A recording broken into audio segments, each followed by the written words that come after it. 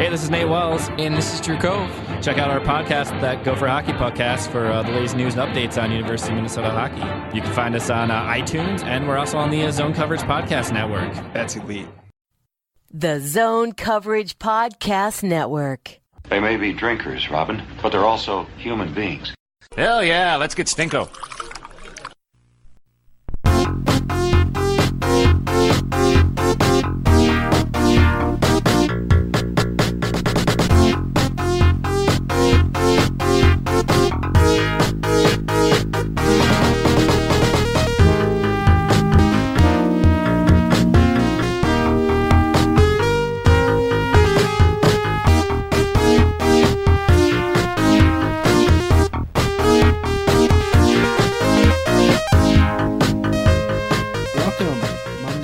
Edition of the Giles and the Goalie podcast. Monday Night Podcast. It's a lot more entertaining than Monday Night Football. Except for this week. Yeah, except I was going to say, actually, this week is not too bad. I'm watching it right now. Like the one Monday Night Football game everybody's looked forward to in years. Pretty much. The rest have been hot garbage. Years, yeah. We've been given years of hot garbage. Mm-hmm. Otherwise known as the Edmonton Oilers. Dumpster fire. I am your host, Giles Farrell. That over there is Ben Remington. Hello. Ben, are you ready for the Thanksgiving holiday? I am. I'm a fan of Thanksgiving as much as I'm a fan of Christmas. I give Thanksgiving its proper respect, and I enjoy it thoroughly. It's a lot of eating, so what's not to like? There's a lot of shade being thrown. A lot of shade. I mean, you know, some folks just don't respect Thanksgiving, and they put up their Christmas decorations early. Hey. Nothing wrong with that.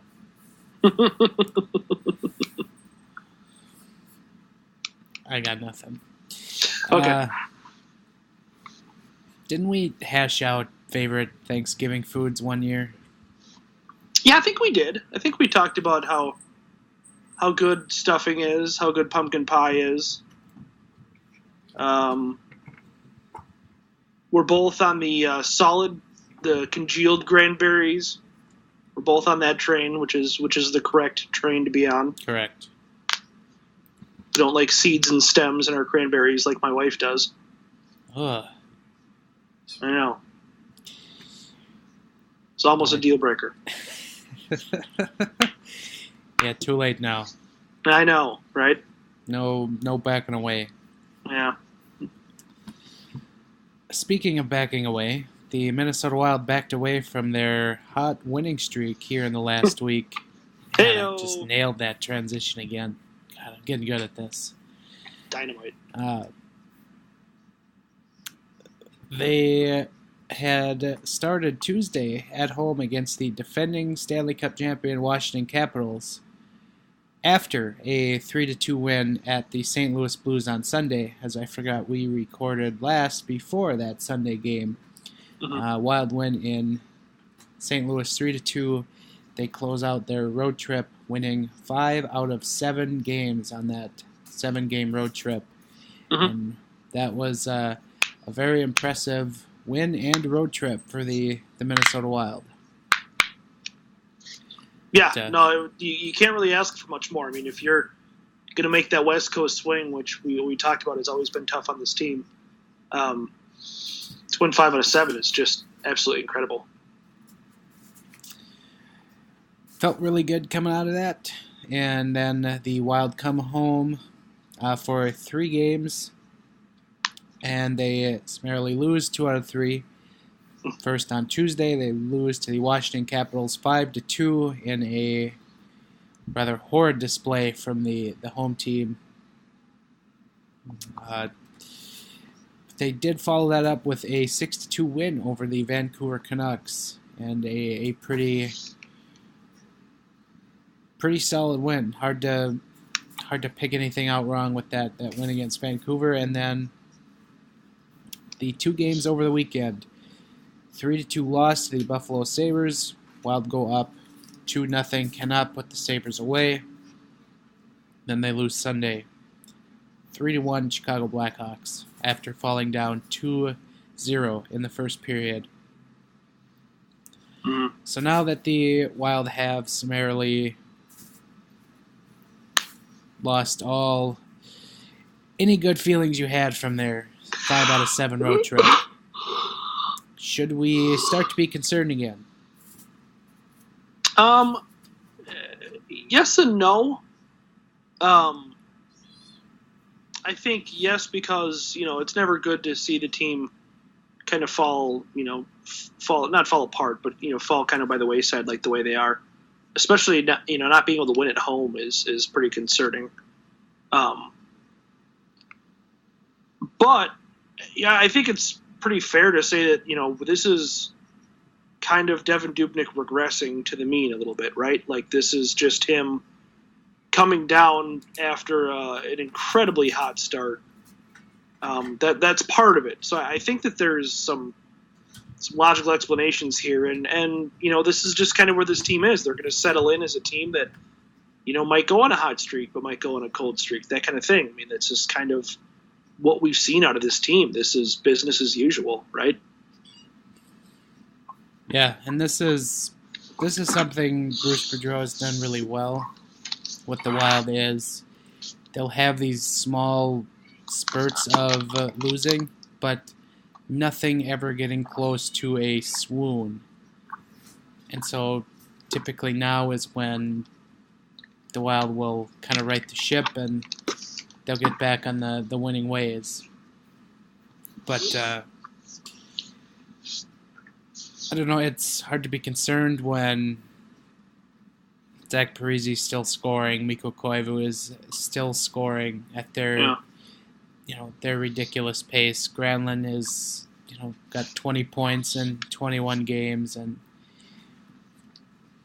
I don't know, it's just one of those little periods where everything just doesn't go the Wild's way. A lot of shots that just miss the net, where the net's empty, or posts, or it's just one of those periods, and they come out of it. So I'm not going to say don't just write this off, but I don't know. We've seen the Wild have such good depth this year that they'll right the ship. Yeah. Yeah. Again, it's business as usual. So it's it kind of is what it is. Like I wrote up this a couple of weeks ago on Zone Coverage how this Wild team is the same old song and dance, and at this point, I don't know, but I don't feel like anybody should be all that surprised. For better or for worse, it just kind of, it's kind of there. Whatever. it's not much you can do.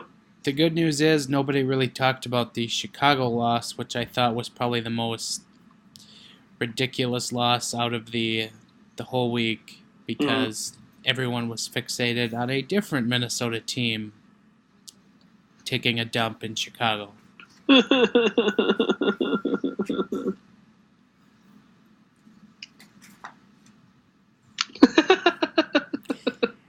Anyway,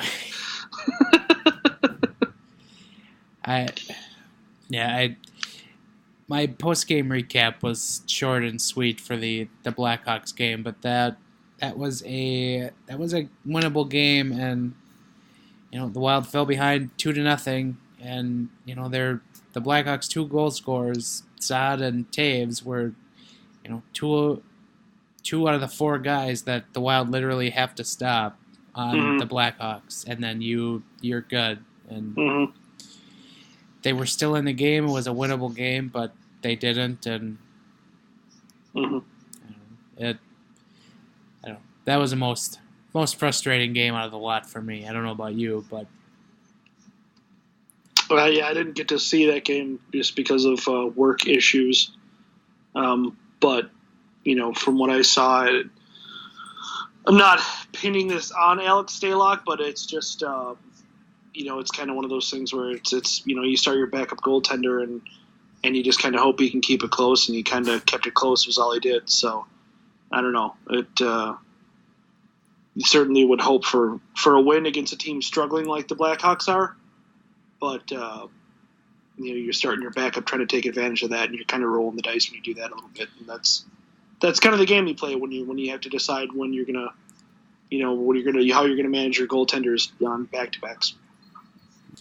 Just the Blackhawks' second win in 11 games. Yeah. Half of which were under new head coach Jeremy Coalition. I think I'm saying that right. I don't know. We did check in with old Coach Q, who was taking some shots before the Bears-Vikings games. Mm-hmm. Good stuff. Speaking of good stuff, I alluded to this before. Mikko Koivu is just continuing to put up points, having a absolutely wonderful first quarter of the season here. Mm-hmm. At the ripe old age of 35. 4 goals, 14 assists for 18 points. And then if you bring it down a little bit more here, he has 7 points in the last 4 games, which that's not bad. No. And I keep just waiting for him to go cold for an extended period of time, but he hasn't yet. I mean, he had a stretch where he didn't have a point for 4 games, but other than that, it's been, he's just had single games where he has had no points. He hasn't had an extended run of no points, and it's refreshing, and it has taken, I think it's taken a little bit off of how Eric Stahl hasn't necessarily gotten off to a great start this year, and I think it really taken everyone's eyes off of that, and it kind of reinforces how the Wild really need Koivu, and he's doing it now at both ends of the ice this year at the age of 35, which is incredible, because coming out of last year, didn't think it was possible. Yeah, I mean, he had a rough season last year, and it just it kind of felt like maybe it could be the beginning of the end for him, as far as from a production standpoint. You knew he was always going to be reliable, at least in his own zone. But this is really nice to see. I mean, it's really great that he's able to produce like this. It's just, I don't know. I'm with you where I'm kind of worried that it's not going to last for very long. But hey, at least he's getting it right now. He's padding it for the rest of the season, if anything. So we'll see. We'll see if he can keep it up. But it certainly helps, when other guys are playing well around him. If you can get him playing with some wings who are playing at a high level, I think that he benefits a lot from that. He's probably not the type to, make a line better all by himself, but he certainly, can make guys who are playing well. He certainly can help them out sometimes. I'd like to know what it is he's doing differently here, because this is a stretch out of him that we really haven't seen since the first year of Boudreau, and I guess that would be something I would love to ask him. I'm sure he would just give me the cliched answer of, just get pucks deep, throw all 4 lines, blah, blah, blah, your general hockey speak. But, don't you love that stuff? And hockey speak is the worst. It really is. It really, really is. That's why it's been nice having Boudreau. And we've highlighted it with the Bruce Boudreau quote of the week. Because he doesn't do that a ton. I mean, he'll give that to you sometimes. Don't get me wrong. He's still a hockey coach. But he'll also give you a colorful answer sometimes, too. And that's great because, it seems like the players, more often than not, are the ones giving kind of the boring, cliched answers, and it's really frustrating. I mean, I don't expect them to go to like NBA level where they're talking former teammates whenever given the opportunity, but just to see some kind of real talk, some not necessarily locker room talk, but just some real life talk would be nice. It's not just Koivu. Like, I'm writing an article, and by the time this podcast is out, you'll probably be reading that article on how Zach Parise is just enjoying a production that he hasn't seen in 10 years. And, Zach Parise's 34 and, 19 points, or 18 points, sorry. And Koivu has 18 points, and he's 35. And, like, I wonder if it's something more from, like, the strength and conditioning coach that is kind of rejuvenated these guys. Like, I don't think there was a change in the strength and conditioning coach from last year or this year, but something is working for these guys. And you think of how old the Wild roster is, it's pretty across the board that, you can't really single somebody out for playing to their age. So I don't know. I'm genuinely curious about what it is these guys are doing differently. Maybe they discovered the fountain of youth. I don't know. It's something I would definitely love to inquire about. Well, I think with Parise, it's pretty easy to spot. I mean, he is, he had that back surgery last season, and since then he's basically been unstoppable. And people always, again, back to cliched answers, they always say, it's the best I've ever felt, best I've felt in years, blah, blah, blah. I think that's realistic for him. I think that he had such a litany of back problems just because of the way that he plays and the way that he's treated in front of the net, that I really do think that back surgery really did rejuvenate him. Koivu, to your point, is a much more complex answer, I think. It's really tough to nail what is different with him. It's not like he's suddenly faster.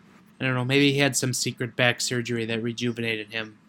Maybe, he's from Europe. Maybe he had like that crazy German blood platelet surgery. To be fair, he has had to carry the Wild centers for pretty much the entirety of his career, so his back could be pretty messed up for all I know. He gets Eric Stahl to play a line ahead of him, and it's just, free at last. Home free. Hey, speaking of underperforming centers. Oh, boy. Joel Eriksson Ek was benched Saturday against the Buffalo Sabres.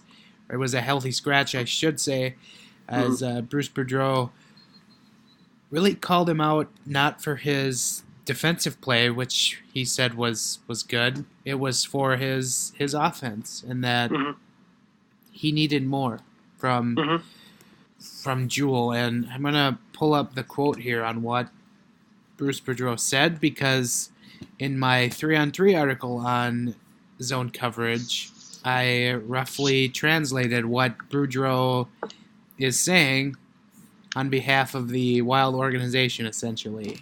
And so here's the quote as he told The Athletic. Defensively, he's good. Effort-wise, he's awesome. Penalty killing, really good. We just need to see a little more offensive pizzazz. Or whatever from him, because we truly think that and always have thought that he could be at minimum a third-line center. But when other people retire or move out, then he'd be a second-line center. That's a very real thing, especially with Eric Stahl's free agency looming. How nice would it be to solve that problem by having Joel Eriksson Ek be the guy, to be a guy that you would feel comfortable with slotting as a first or second-line center. But obviously, they're nowhere near that. So, yeah, it's very concerning. It's I don't know what is with Swedes on this roster not playing anything on the offensive end of the ice, but it's weird. I think that he is probably pressing a little bit too, is probably not helping. So I roughly translated that into the article on zone coverage as you kind of threw it out there, but Boudreau is basically saying, Koivu and Stahl don't have much time left here, and you are the only hope down the middle for the future. Please get your crap together ASAP offensively.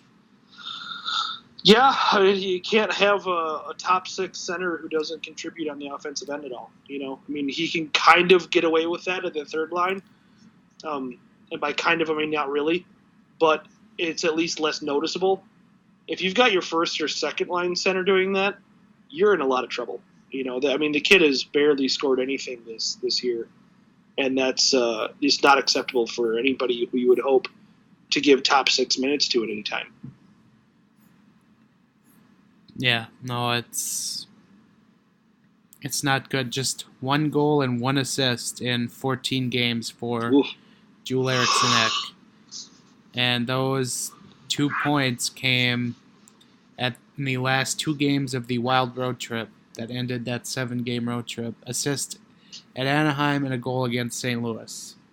So not a good start, but I always come back to his offensive skills as, he had that goal against Buffalo 2 years ago, and he deked around a defender, and then he sniped a shot from the far circle, and that sticks with you, and it's there in there somewhere. It's just getting someone to activate that offensive ability, and you would hope that is Bruce Boudreau, but maybe it will take a different coach to activate that.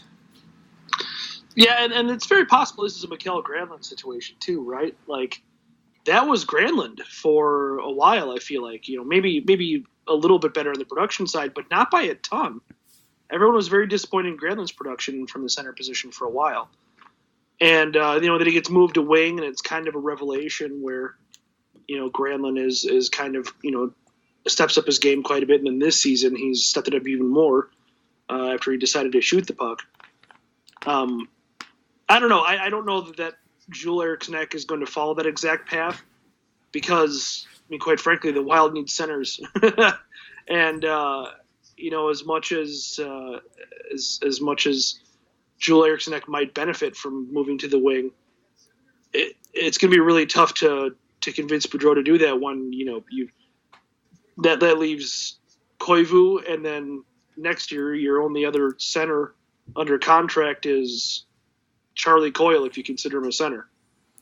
So that's kind of a tough sell. Just don't play anyone at center. Just move everyone to the wing. Don't bother with the face-off. Yeah. Just forecheck really, really hard. Just have a left wing, a right wing, and a middle wing. Maybe that's the thing. Just tell Eriksson Ek that he's a middle wing now. Just call them all forwards. Be like, Koivu, Eriksson Ek, and Greenway, your forwards. The middle winger. I would assume Bruce Boudreau was looking for more of a response on Sunday against the Blackhawks when Eriksson Ek was put back into the lineup, and he really didn't do much of anything. He had a shot on goal, but nothing to write home about, and not exactly the response you want against a not great team.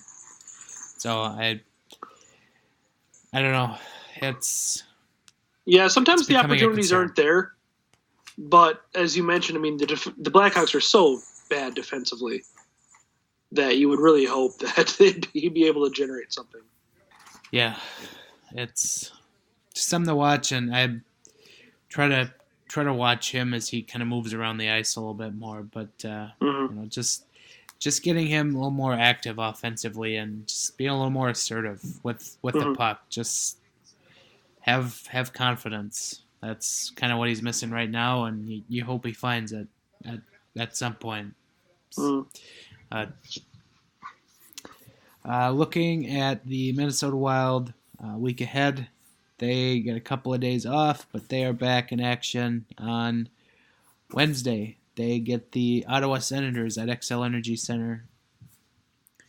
The Ottawa Senators have been out of the news cycle for about 10 days now, so they're due to hit that at any moment here again. It'll happen. They're not having that bad of a year. They're only 9-8-3. That's not terrible. Yeah. Uh, Yeah, it is a little surprising. Then on Friday in the annual Black Friday afternoon game, the Wild host the Winnipeg Jets for the first time this season. The Jets ousted the Minnesota Wild in the playoffs last year. They're right on the tail of the Wild for third in the Central Division. And that is it. That is your week. And then the Wild have another little 3-day hiatus. So that is all the hockey you get this week. Ottawa and Winnipeg. Woo!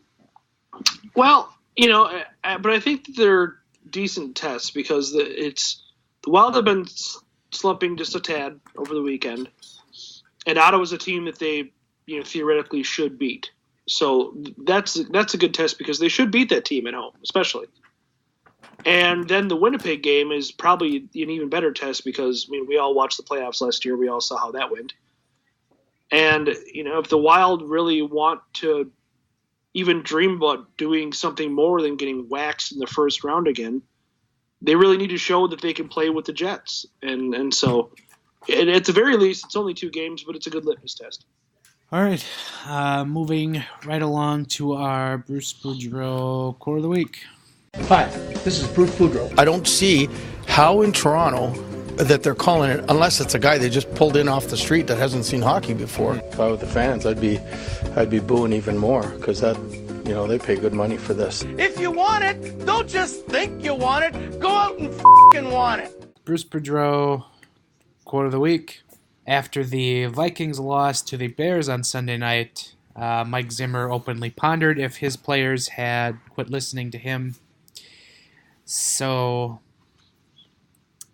Chad Graff, the athletic writer for the Minnesota Vikings, tweeted that out on Monday. And then Michael Russo of The Athletic replied to Graff when Graff had tweeted out saying Zimmer had asked players if they had quit listening. They said no. So Russo replies and says, coincidentally, Boudreau had a similar quote before Sunday's game. Mm-hmm. And the quote was, "We can all learn. We talked about this morning.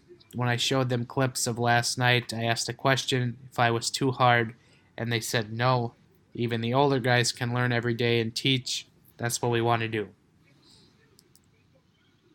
Mm-hmm. I just found it amusing that Boudreau was also pondering if his players thought he was too hard or quit listening.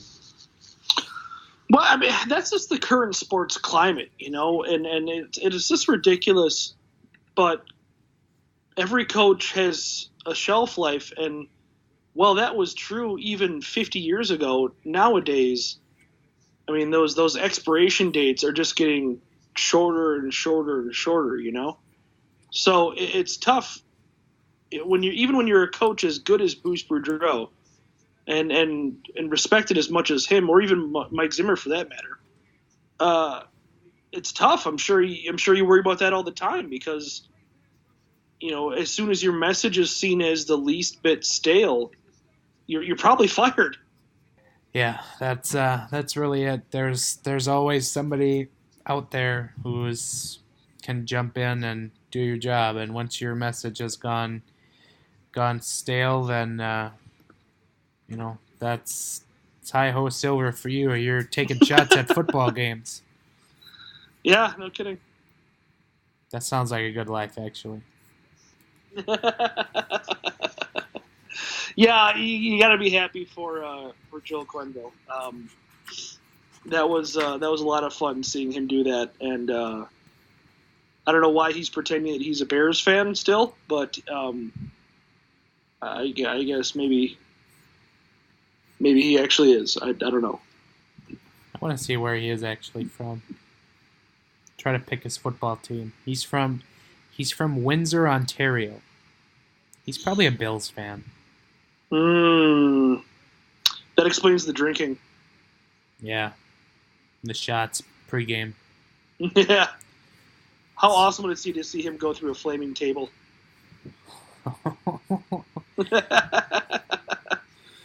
I have your interest. Joe Quinn will just throw someone through a table.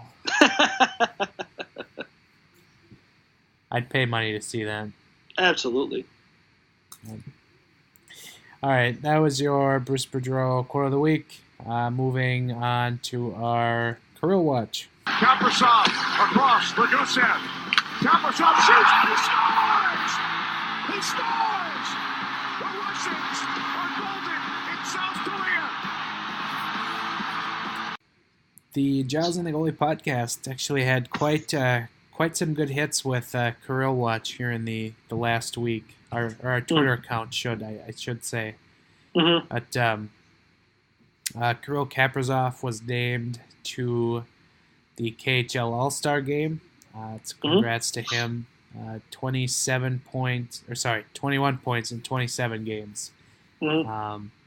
And then on Saturday, we got some photos of him as Paul Fenton was being interviewed on FSN. Got a photo of him in a Wild jersey for the first time, which I'm sure made a few people out there have to stand up. But yeah. And then just here on Monday, he got a hat trick against. Let's face it, I don't know who the team was, but he scored a hat trick, and his third goal was just wonderful. Just one time the hell out of the puck. It was very Matt Dumba-esque, like we saw from Dumba on Saturday, where just no chance. Yeah, I think that it's I don't know if it's interesting or not, but it's kind of nice that after he gets a visit from one Paul Fenton, after he receives one beautiful number 91 Wild jersey, he goes on a little bit of a tear after, perhaps slumping a little bit, as we talked about on the show last week, where he hadn't posted a lot of points recently. But it's kind of nice that he's tearing it up again. It's good to see that. Yes. I think we'll all be glad when he's tearing it up over here in St. Paul. God, I hope so. It was interesting that the interview with Fenton on Saturday night, where he talked about going over there and spending some time and meeting with Kirill, and he addressed the uncertainty. He said, he basically said he's very excited and hopes that Kaprizov can be a huge part of the future, but. Even he said, you never know with Russia and the KHL, you never know what's going to happen. So he's kind of not counting his chickens. And I think it'd be wise of Wild fans to also to do the same thing. But it still is very, very fun to imagine. Yes, we like fun. Yes, fun is good. Ben, did you have another prospect you wanted to highlight this week? I do. So this is inspired by a tweet from the great Corey Pronman of The Athletic, the hockey prospect guru himself. He said that he was at a game and must have been a game with Niagara, because that's where one Ivan Ladnia is playing, and he said Ivan Ladnia has been very good tonight. Should be in the conversation for the U.S. World Juniors, despite being cut, this summer from the team as they played a tournament this summer. So, good reports on Ladnia. Right now with Niagara in the OHL, he's got 23 points in 22 games, which. Is nice. It's a very offensive league, but it's still nice that he's over a point per game threshold, even in such an offensive environment. So he's a guy that was a third-round pick by the Wild a couple of years ago, and has got a little bit of a reputation as a guy who can dangle and create a little bit. So hopefully he's something that. That can turn out for the Wild one day. You don't have a whole lot of high hopes for third round picks, but anytime you can hit on one, it's all good. Yeah, it'd be nice to see the Wild get a few more players into their pipeline with some offensive pizzazz, as Bruce Boudreau would say. Scruffy needs a new haircut. This one's lost its pizzazz. I can't believe he used the word pizzazz. I still can't. But it's tremendous. There you go. All right, there is your Kirill Watch, and now we fire over into our Central Intelligence. Central Intelligence. Yeah, I've been scoreboard watching since opening night. So, I don't know if that counts or anything, but I think hockey players are hockey players, and they want to see where they are, and they know how close everything is. They know that every game is vital. So the Central Division continues to be very good.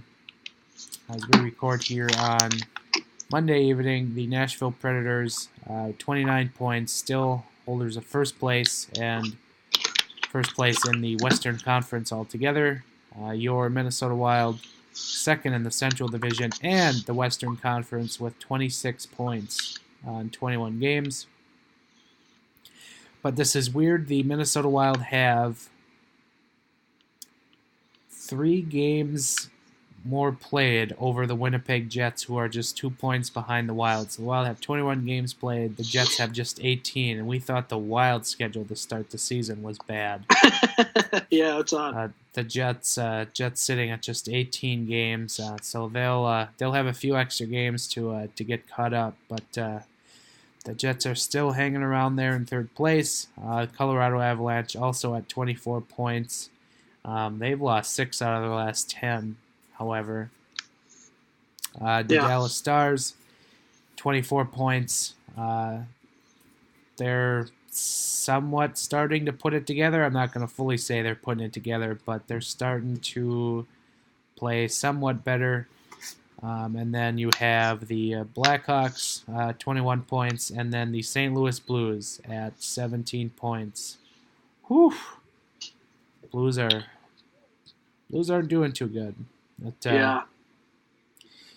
It's interesting, and I know we talked about this a couple of weeks ago, but now I feel like with each passing week, it's getting more and more of a very fair question about Mike Yo's job status. I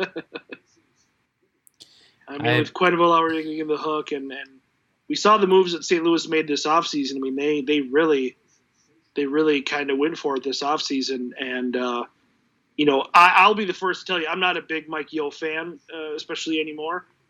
But this is very Jake Allen based. But at the same time, how many times do we see a coach make the fall for that anyway? Yeah, no, quite a few times. So the chopping block is getting very, very closer to Mr. Yeo, but really not a whole lot of news going on in the Central Division right now. It's I don't know. It's weird, but I guess maybe that's good. But that'll probably be the next thing to happen in the Central Division is Mike Yeo gets the axe. So they already got his hair. No, Adam Oates took his hair. Fair. Yeah, that is your Central Intelligence report. Now last but not least, we move on over to our jerseys. Here to start the third period. What team is this? It's not Team USA. Well, yes, it is. They've got on new uniforms. They're wearing the logo of the Duck. I've never seen this before. All right, Ben, what jerseys are we going to fawn over this week? So, keeping with the chronological thing we've done the last couple of weeks, we did the original 6, which led all the way up to 1966, basically. And then we covered the 60s. Now we are going to meander into the swinging 70s. And so we're going to take a look at the 70s jerseys. Also a time of kind of a lot of expansion in the NHL. They went from, let's see here, 12 teams to, looks like 22.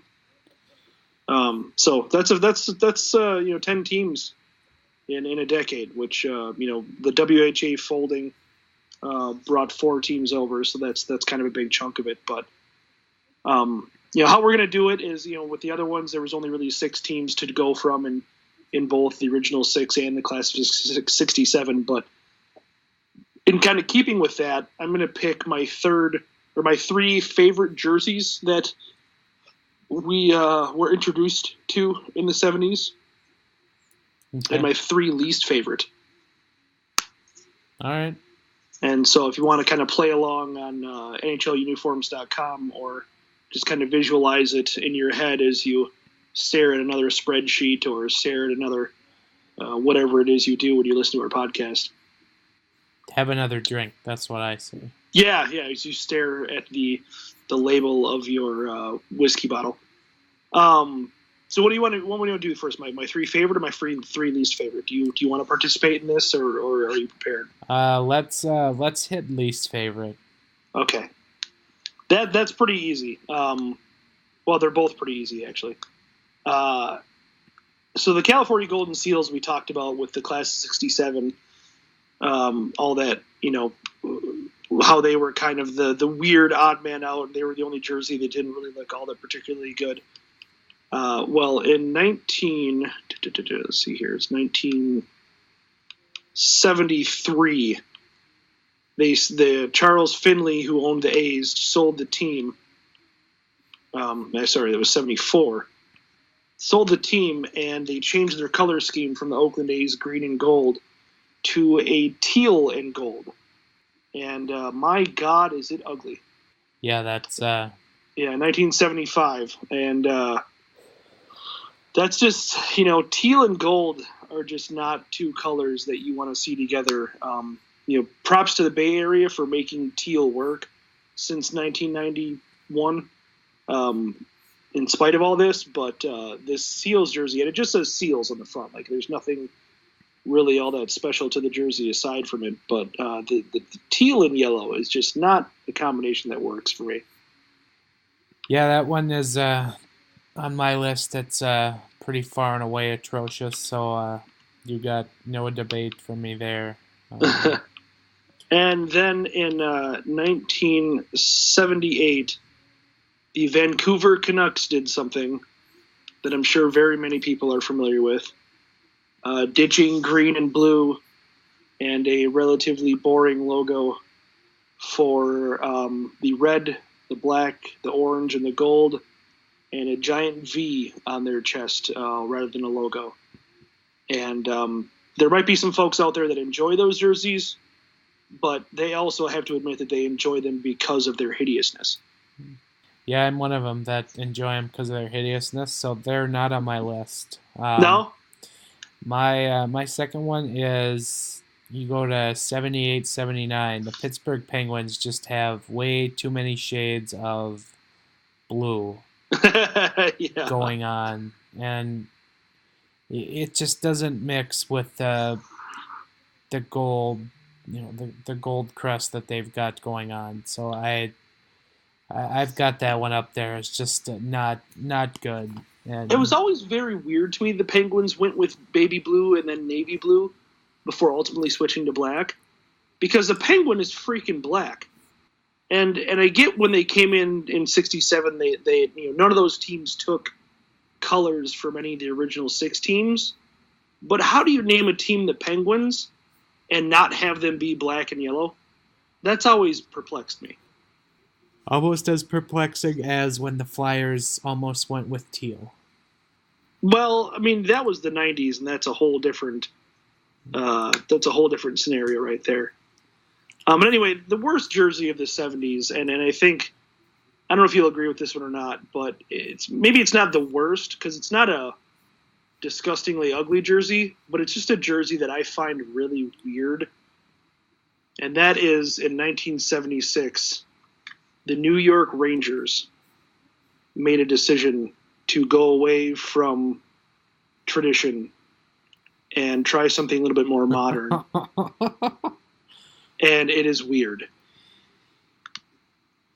Did Photoshop exist in the 70s? Because that's exactly what this is.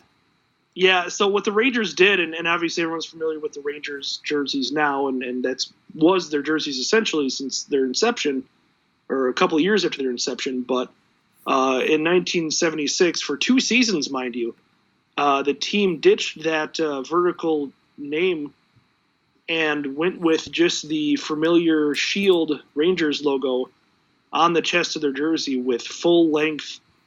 A full-length arm and shoulder yoke, a la the Winnipeg Jets early jerseys and the Maple Leafs jerseys of the time. And it's really a weird look. Like, looking at it, I'm sure there's pictures out there, but you look at this jersey and you almost don't believe that it actually happened. No. Right? Like, it's just weird. It mirrors the Toronto Maple Leafs. Yeah. Of that era, and you just wonder, like, were the Leafs having such great success with jersey sales that the Rangers decided let's mimic that? Like, that's the only thing I can think of. Well, and then there's an interesting note to that. So I read on NHL Uniforms, they have a little blurb on it, and the GM at the time decided to make this switch. This is back when general managers had a lot more power over teams than they do now. Apparently, he decided to go with that modern look, and then the GM actually left the Rangers and went to the Jets, and as I mentioned, they adopted this exact jersey style, with the same shoulder striping, even the same colors, with the blue and the red. So it's an interesting footnote in the history of Rangers jerseys, and something that, like I said, not the ugliest jersey in the world. You could tolerate it. But just knowing the Rangers and their history, it just looks freaking weird. Well, that's not on my list. My last ugly jersey is... I'm going to go off the board a little bit, and I'm going to go with the Colorado Rockies. Yeah. I liked what they were maybe thinking, but execution was terrible. Like, there's too much yellow, red, blue mixture. Like, especially on like the blue jersey, there's too much yellow and red. It's just not. It's not good. And then the red breezers on top of it, just no. And the crest is good, but it just you can't. It's not good. It's no. People look fondly on that, and no, it's not. The Avalanche can pull that off now because they have a much better color scheme, but no, that's bad. Yeah, the Colorado one didn't bother me quite as much because that's the color of their flag, their state flag. So I give them a little bit of a pass. I don't like the color combination either. I'm with you on that. I don't think that blue, red, and yellow altogether don't look good. So that actually, if I had another team to pick, I would go with the Kansas City Scouts, which had basically the same jersey with just probably a worse logo. I just didn't really like that color scheme, and it wasn't anything that tied to them at all, like the Colorado one did to their flag. So I'm with you on that. I don't like the color scheme, but I like it better for Colorado than I did for Kansas City, which isn't really saying all that much. Yeah. All right. On to the good ones. All right. So the best 3 jerseys that were introduced in the 70s, and I think you'll probably be with me on at least a couple of these. Probably all 3, let's be honest. The WHA folded, and they brought with them 4 teams. One of those teams had to be renamed because of the Boston Bruins throwing a hissy fit. They had to change their name from the New England Whalers to the Hartford Whalers, and had to change their logo to something incorporating the letter H. And what happened after that, folks, was magical. It was, as exemplified today in Scott Darling's pads. Yes, precisely. So the Whalers redesign when they joined the NHL is, I think its reputation precedes it. This other team, I think, earns it as well. I've always been a big fan of kind of the whimsy, but at the same time, the very historic Quebec Nordiques jerseys. That logo too, is very simple, but I think it kind of works. For it's a little dated maybe, but I think that jersey just kind of worked, and I really like that look. I think they had a good look, with the fleur-de-lis and all that kind of stuff. I think that was a nice look. Yeah. All right, my first on the great looks is I'm gonna go with the Edmonton Oilers, like you did when the WHA had those 4 teams absorbed by the NHL. Mm-hmm. The Edmonton Oilers, they did make a little bit of a change in their crest. They made the Oilers blue. The wording was blue. It had been orange, but yep. This is an iconic uniform, and perhaps it's just because of the player who was wearing it, but I always hold that Edmonton Oilers jersey in such high regards. It's a simple look. It pulls off orange very well. And it does have the right mixture of like blue, orange, and a little bit of white, especially on the home uniform. Right in there. Yeah, I've got a zoo trying to tear my house apart here. Revenge of the Kittens. Yeah, But anyway, as they interrupt my love of the Oilers jersey, it really is a good look, and they really did a disservice by going against that here a couple years ago. Oh my God! Whatever. Don't even get me started on those orange jerseys. Did you roll through all 3?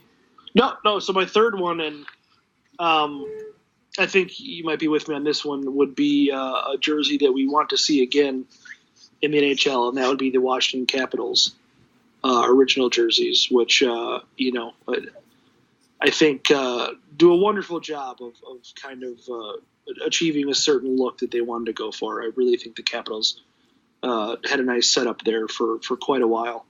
Even though I don't mind the 90s jerseys as very, very 90s as they were, the Capitals' original jerseys were just some damn fine jerseys. Well, cat's out of the bag. That was on my list, and of course, Capitals are back with that as an alternate this year. But just a great red, white, and blue. Very minimal blue, which I'm very big on. I don't know. People either love it or hate it because of all the stars that are involved with it. But I'm a huge fan of it. It's flashy in the right way, and I like it. So that's how I look at those. And then my third of the teams that were introduced in the 70s it's the Atlanta Flames, who are now known as the Calgary Flames, and that red jersey that Atlanta had, is still pretty much the same concept that the Calgary Flames use as an alternate now, and such a clean look. Especially you look at the home jersey, red with, just minimal white and gold trim, and just very good. And same on the whites. It's just minimal red and gold trim, so it's a solid look, folks. Mm-hmm. Yeah, I would agree with that. Also, I think teams that should receive votes, the Islanders. I've always been a fan of the Islanders jerseys. Yes. That's a good look. And as you mentioned before, with the Penguins looking really, really weird and blue, in 1979 the Penguins switched to black, and that was a fantastic idea. Did they? So I'm reading this here in NHL uniforms. The Penguins switched mid-season to black and gold. Yeah. On the heels of championships won by the Pirates and Steelers, the Penguins changed their colors in January of 1980 to black and gold. Yeah. The Bruins, go figure, objected, claiming they had exclusive rights to black and gold color scheme. What? Yeah. I'm sorry, Bruins. I didn't know you exclusively owned black and gold color schemes on sporting uniforms. Well, that's the funny thing, too, because, like, at the time, the league, like I said, has 22 teams. Like, you know, could you imagine if a team that wore red and blue tried to pull that crap? Like, let's be serious here. You know, no, you don't own a color combination. Just imagine being as bitter as the Boston Bruins. Especially when, you know, I mean, granted, the Canucks just came out with kind of black and yellow jerseys the season before that, but you know, nobody objected about that because they were just so damn ugly. All right, well, that I think that can wrap it for jerseys. I think that can probably wrap it up for this podcast. Any lasting thoughts? No. I think the key, you know, for Wild fans, as we kind of touched on briefly, was not getting too high or too low. I mean, this team went on a good tear there on the road trip, and that was a lot of fun. And now they've, you know, maybe fallen back to earth just a tad since they came home. But I don't think we need to react, you know, wildly in either direction, and just again kind of recognize that that's this team, and that they're going to have some stretches like this, and at the end of the day, as much as we probably don't like to admit it, it's the same team that it has been for quite some time. My final thought is enjoy Thanksgiving. Have some fine food, and we'll be back next week. Yeah. So, enjoy the pie. Yes, I love pie. Who doesn't love pie? What's your go-to pie? I mean, I've always been a pumpkin guy. That's just kind of a pie that you know is the staple of pies. But you know, I talked about this in my mailbag. You know, there's some great pies out there. Key lime, big fan. Banana cream, big fan. Also the pies that have so much chocolate and chocolate things in them that you feel like you might need some kind of medical attention afterwards. I like those too. Like French silk. Yeah, exactly. That's exactly. I have to have a piece of pumpkin pie, and then if somebody puts French silk in front of me, I can't say no. But then as soon as I have it, I'm like, I'm probably going into a diabetic shock now. Right. And also, I think that it should be noted, and maybe we can start a war about this, but cheesecake is also pie. I just want to throw that out there. And so, under that rule, cheesecake is probably the best kind of pie. Actually, yeah, you're not going to get an argument from me. I feel the same way, so I don't know. It's pie. Well, we'll take on all comers on that one, because cheesecake is pie. This is kind of, you know, a culinary fact. If anyone's left listening, you can yell at us on Twitter about it.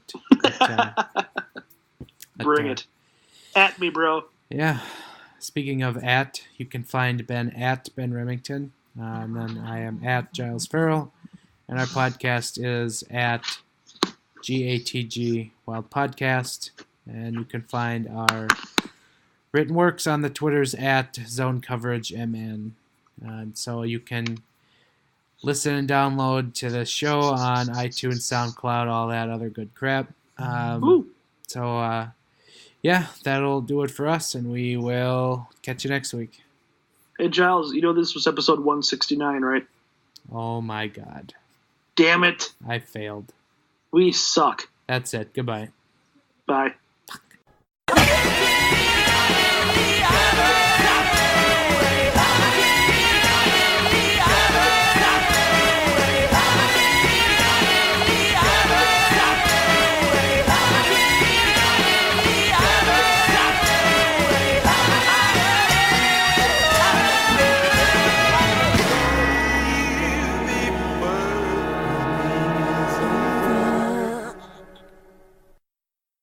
It's not resiliency. You're making it sound like we're good. That's all. I'm done.